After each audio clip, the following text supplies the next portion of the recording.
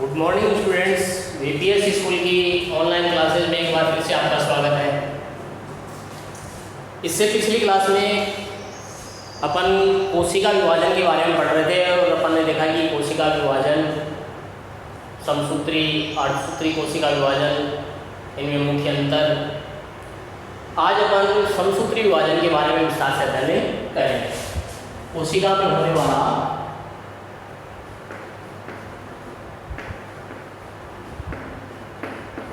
समसूत्री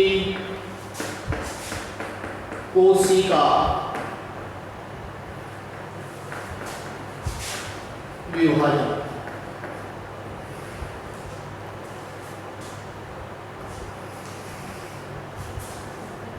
समसूत्री कोशिका विभाजन की परिभाषा इससे पिछले क्लास में आप समझ चुके हैं कि काय कोशिका में होने वाला विभाजन होता है और गुणसूत्रों की संख्या मात्र कोशिका से समान रहती है। गुणसूत्रों की संख्या मात्र कोशिका के समान होती है। आज देखेंगे कि समसूत्री विभाजन के द्वारा एक कोशिका से दो पुत्री कोशिकाएं किस प्रकार बनती हैं, इस दौरान कौन कौन सी अवस्थाएं चलती हैं। तो अपन देखते हैं, जब समसूत्री कोशिका विभाजन होता है तब सबसे पहले चलती है इसकी तैयारी की अवस्था। कोशिका की तैयारी की अवस्था चलती है। उस अवस्था को अपन अंतरावस्था कहते हैं।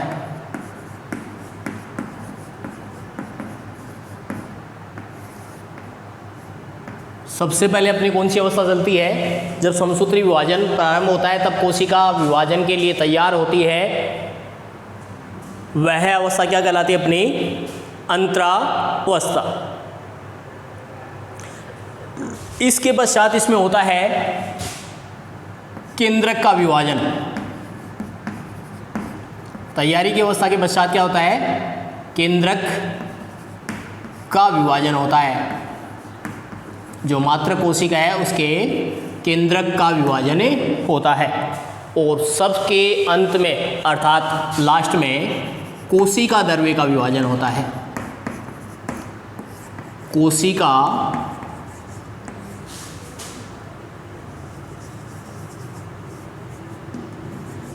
द्रव का विभाजन।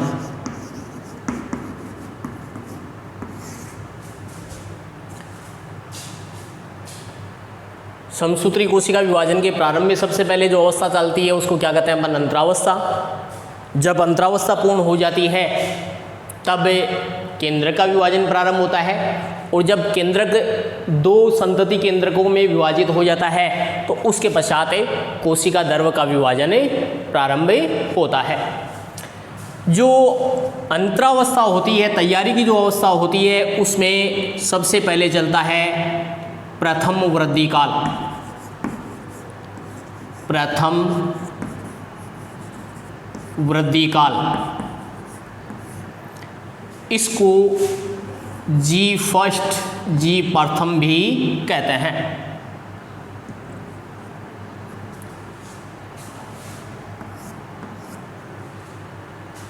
अंतरावस्था होती है, इसमें सबसे पहले कोशिका में क्या होता है? प्रथम वृद्धि काल प्रारंभ होता है। और प्रथम वृद्धि काल, जिसको अपन G1 भी कहते हैं, यह चलता है।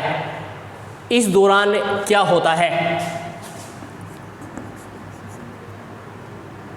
प्रोटीन का संश्लेषण होता है।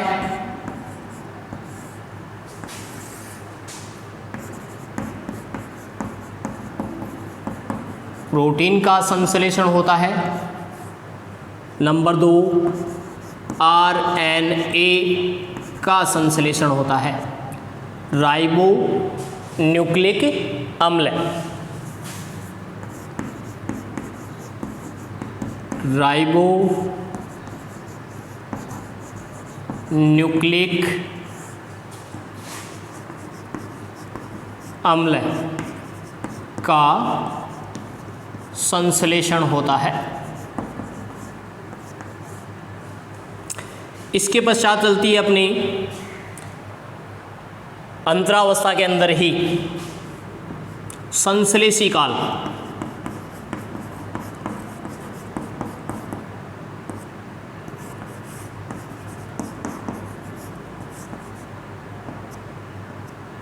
संश्लेषी काल जिसे एस प्रावस्था भी कहते हैं।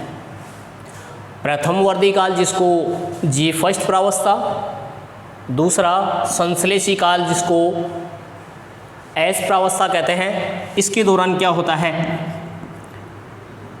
डीएनए डीऑक्सी राइबो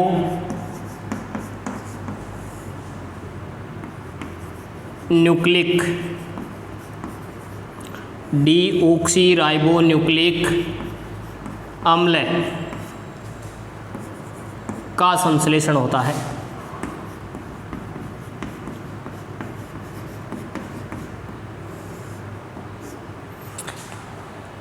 तीसरी इसकी प्रावस्था होती है द्वितीय वर्दी काल।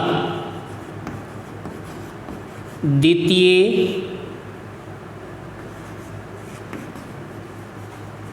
वृद्धि काल जिसको जी सेकेंड प्रावस्था भी कहते हैं। और इस प्रावस्था के दौरान क्या होता है, प्रोटीन का संश्लेषण होता है। प्रोटीन का संश्लेषण होता है।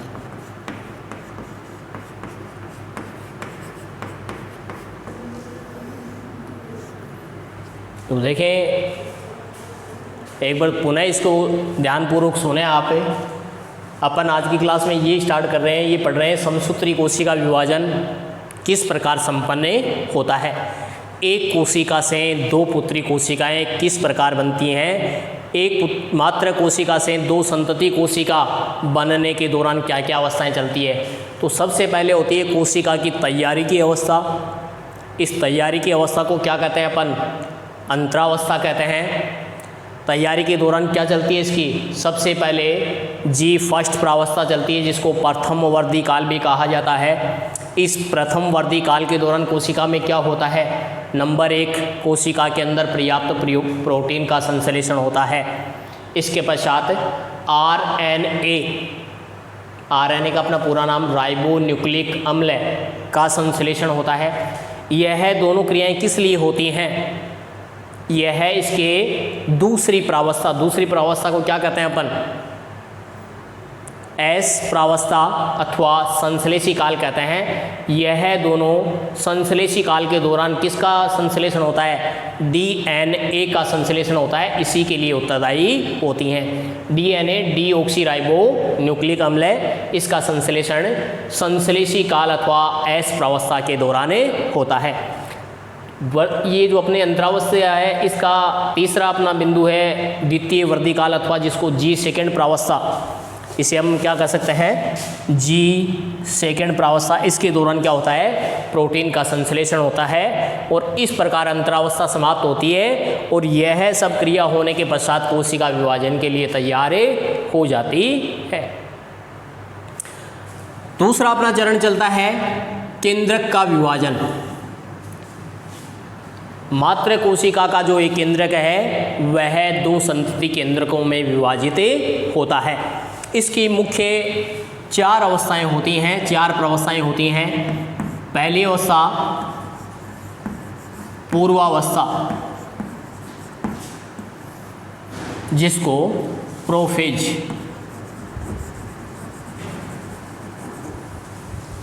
फर्स्ट भी कहते हैं अथवा पूर्वावस्था प्रथम जिसको प्रोफेज फर्स्ट, इसका अंग्रेजी रूपांतरण। इसी प्रकार दूसरी इसकी अवस्था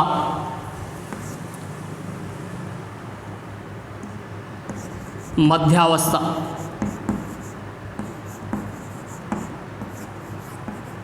फर्स्ट, मेटाफेज फर्स्ट। तीसरी इसकी अवस्था होती है पश्चावस्था,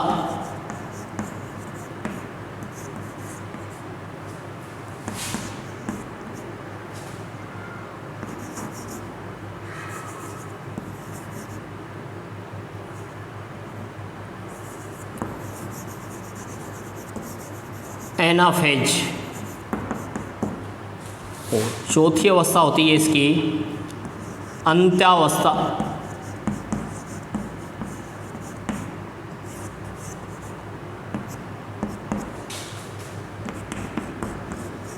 टीलोफेज। इस प्रकार केंद्रक का जो विभाजन होता है वह है 4 अवस्था में पूर्ण होता है। पूर्वावस्था, मध्यावस्था, पश्चावस्था और अंतावस्था। पूर्वावस्था के दौरान कोशिका में क्या होता है? पूर्वावस्था जो अपनी होती है उसके अंदर कोशिका के अंदर क्या होता है? पूर्वावस्था में जो अंतरावस्था के दौरान कोशिका होती है उसमें गुणसूत्र जो धागे के समान होते हैं उनमें स्पष्टीकरण प्रारंभ होता है। मतलब गुणसूत्र छोटे व मोटे होने लगते हैं, स्पष्ट दिखाई देने लगते हैं। गुणसूत्र छोटे आकार में छोटे व मोटे होकर स्पष्ट दिखाई देने लगते हैं। उसके पश्चात दूसरी जो अवस्था होती है इसमें गुणसूत्र अर्ध गुणसूत्रों में विभाजित होते हैं। मध्यावस्था में गुणसूत्र अर्ध गुणसूत्रों में अर्ध गुण सूत्रों में विभाजित हो जाते हैं और इस समय कोशिका में विशेष संरचना होती है तारक का, जिसे तारक तंतु तारक ध्रुव बनते हैं जो विपरीत ध्रुव कोशिका के अंदर विपरीत सिरों की ओर गति करने लगते हैं और उससे तारक तंतु का निर्माण होता है। और उससे आगे क्या होते हैं, तीसरी जब अवस्था अपनी अवस्था चलती है पश्चावस्था, तब ये क्या होते हैं, तारक तंतुओं पे स्थित हो जाते हैं, चले जाते हैं। अर्ध गुणसूत्रों का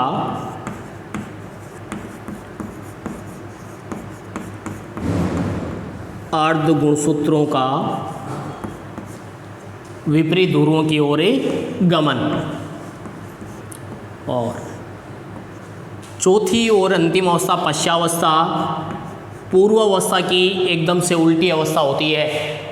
जैसा इसमें होता है उसका एकदम से उल्टा होता है। मतलब जो गुणसूत्र छोटे और मोटे होकर स्पष्ट दिखाई देने लगे थे वह अब वापस क्या होने लगते हैं, अस्पष्ट दिखाई देने लगते हैं, स्पष्ट होने लगते हैं।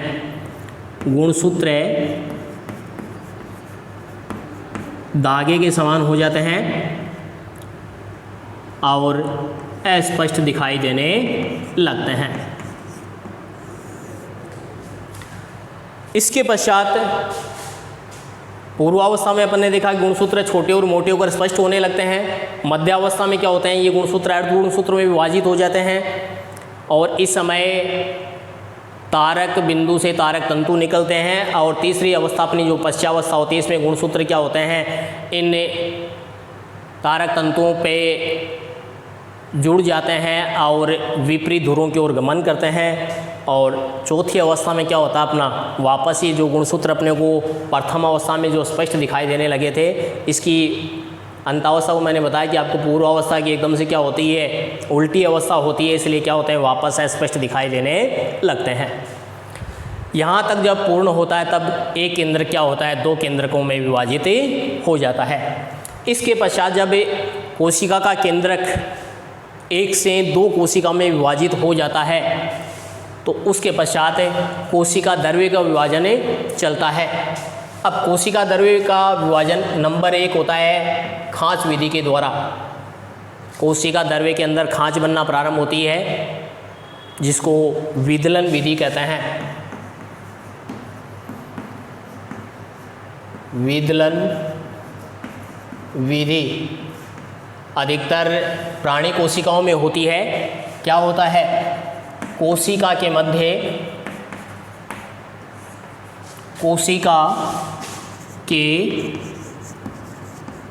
मध्य खाँच बनना प्रारंभ होती है।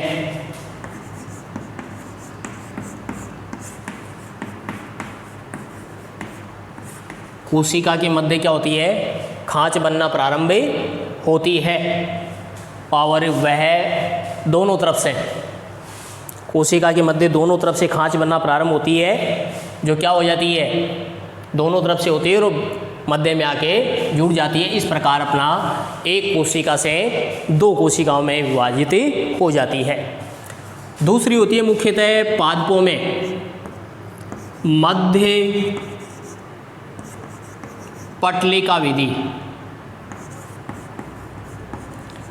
मध्य पटलिका विधि मुख्यतः पादप कोशिकाओं में होती है। जब केंद्रक विभाजन अवस्था में जब एक केंद्रक से दो केंद्रक बन जाता है तो दोनों केंद्रकों के चारों ओर उसका कोशिका द्रव्य एकत्रित हो जाता है। उस स्थिति में कोशिका के मध्य भाग में निर्जीव पदार्थों का जमा होना प्रारंभ होता है, जिससे एक कोशिका क्या होती है, दो भागों में विभाजित हो जाती है। इस प्रकार अपन ने देखा कि समसूत्री कोशिका विभाजन जो होता है वह अनेक प्रावस्थाओं में, सबसे पहले अंतरावस्था, जिसमें अपन ने देखा G1 प्रावस्था या प्रथम वर्दी काल, प्रोटीन का संश्लेषण, उसके पश्चात आरएनए का संश्लेषण, उसके पश्चात संश्लेषी काल अथवा एस प्रावस्था प्रारंभ होती है जिसमें डीएनए का संश्लेषण होता है, और इसके पश्चात द्वितीय वर्दी काल अथवा G2 प्रावस्था जिसमें प्रोटीन का संश्लेषण होता है। इसके बाद में केंद्रक का विभाजन प्रारंभ होता है, जो चार प्रमुख प्रावस्थाओं से गुजरता है, जिसको पूर्वावस्था, मध्यावस्था, पश्चावस्था, अंतावस्था अथवा प्रोफेज, मेटाफेज, एनाफेज और टेलोफेज कहा जाता है। क्या होता है इन अवस्थाओं में? सब में सूक्ष्म परिवर्तन होता है। पूर्वावस्था यह सबसे लंबी अवस्था होती है। पूर्वावस्था सबसे लंबी अवस्था होती है, जिसमें सर्वप्रथम क्या गुणसूत्र साफ और स्पष्ट दिखाई देने लगते हैं, क्योंकि वो है पहले जो धागे नुमा होते हैं, उलझे हुए होते हैं, वो अब आकार में छोटे हो जाते हैं और मोटे हो जाते हैं, जिससे स्पष्ट दिखाई देने लगते हैं। मध्यावस्था में गुणसूत्र क्या होते हैं? अर्ध गुणसूत्रों में विभाजित होने लगते हैं। तीसरी अवस्था में यह अर्ध गुणसूत्र क्या करते हैं? कोशिका के दो ऊपरी भाग निचले भाग की ओर गति करना प्रारंभ करते हैं। और चौथी जो अंतिम अवस्था होती है वो क्या है? पूर्वावस्था की पहली अवस्था की एकदम विपरीत अवस्था होती है। मतलब जैसे पहली अवस्था में गुणसूत्र छोटे और मोटे होकर स्पष्ट दिखाई देने लगते थे, वह अब वापस क्या होते हैं? लंबे होकर, धागेनुमा होकर, उलझे हुए होकर वापस अस्पष्ट होने लगते हैं। उसके पश्चात जब ये कोशिकाएं ये केंद्रक विभाजन की अवस्थाएं पूरी हो जाती है, इससे एक केंद्रक से क्या हो जाते हैं? दो केंद्रक बन जाते हैं। इसके चारों कोशिका द्रव्य भी एकत्रित हो जाता है। यहाँ पे कोशिका द्रव्य का जो विभाजन है वह दो प्रकार से होता है। एक तो विदलन विधि के द्वारा, जिसमें कोशिका के मध्य में क्या होता है? खांच बनना प्रारंभ होती है, और वह खांच दोनों ओर से प्रारंभ होती है और कुछ समय में ही क्या होती है? कोशिका के मध्य में आकर मिल जाती है। इस प्रकार एक कोशिका से क्या होता है? दो कोशिका बन जाती है। जबकि पादप कोशिकाओं में क्या होता है? जब दो पुत्री केंद्रक बन जाते हैं तो उनके मध्य में पदार्थ जमा होने लगते हैं, जिससे क्या होता है? दोनों केंद्रक कुछ समय में ही, जिनके चारों तरफ को क्या कोशिका द्रव्य एकत्रित हो गया था, दोनों मध्य पटलिका विधि के द्वारा क्या करते हैं? अलग हो जाते हैं। इस प्रकार एक कोशिका से दो कोशिकाएं बन जाती है। इन बनने वाली संतति कोशिकाओं में क्या होता है? गुणसूत्रों की संख्या कितनी? जितनी मात्रा कोशिका के अंदर होती है विभाजन के समय होती है उतनी ही रहती है। इस प्रकार इसे समसूत्री कोशिका विभाजन कहा जाता है। आगे देखना है अपने को समसूत्री कोशिका विभाजन का महत्व है। क्या महत्व होता है?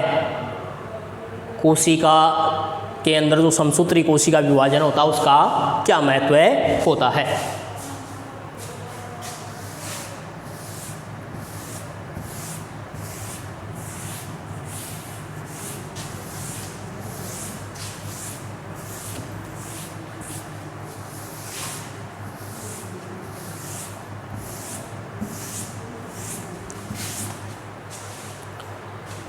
समसूत्री कोशिका विभाजन का महत्व है।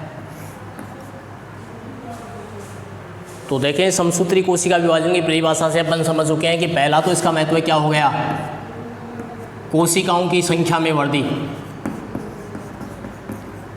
कोशिकाओं की संख्या में वृद्धि। कोशिकाओं की संख्या में वृद्धि। दूसरा इसका महत्व का बिंदु अपना क्या हो जाएगा, जब शरीर पर घाव हो जाता है, जब शरीर पर चोट लगने के कारण घाव हो जाता है तो घाव के जो कोशिकाएं मृत हो जाती हैं वो तो नष्ट हो जाती हैं अथवा दूर हो जाती हैं, पृथक हो जाती हैं, और जो शेष बची कोशिकाएं होती हैं वो कौन सा विभाजन करती हैं, समसूत्री कोशिका विभाजन करती हैं, जिससे कुछ समय पश्चात घाव पुनः परिपक्व हो जाता है, अर्थात अंग पुनः परिपक्व हो जाता है। तो दूसरा अपना महत्व क्या हो जाएगा, घाव भरना समसूत्री विभाजन के द्वारा ही होता है। कोशिकाएं समसूत्री विभाजन द्वारा करके क्या करती हैं, घाव को परिपूर्ण कर देती हैं। जब पतझड़ का समय होता है तब पादपों की संपूर्ण पत्तियां पर्यावरणीय कारणों के कारण नष्ट हो जाती हैं अथवा पौधे से गिर जाती हैं। उस समय पादप की कोशिकाएं कोशिका विभाजन करके और नए फूल पत्तियां धारण करने लगती हैं। तो तीसरा अपना बिंदु हो जाएगा, पादपों में नई पत्तियां बनना।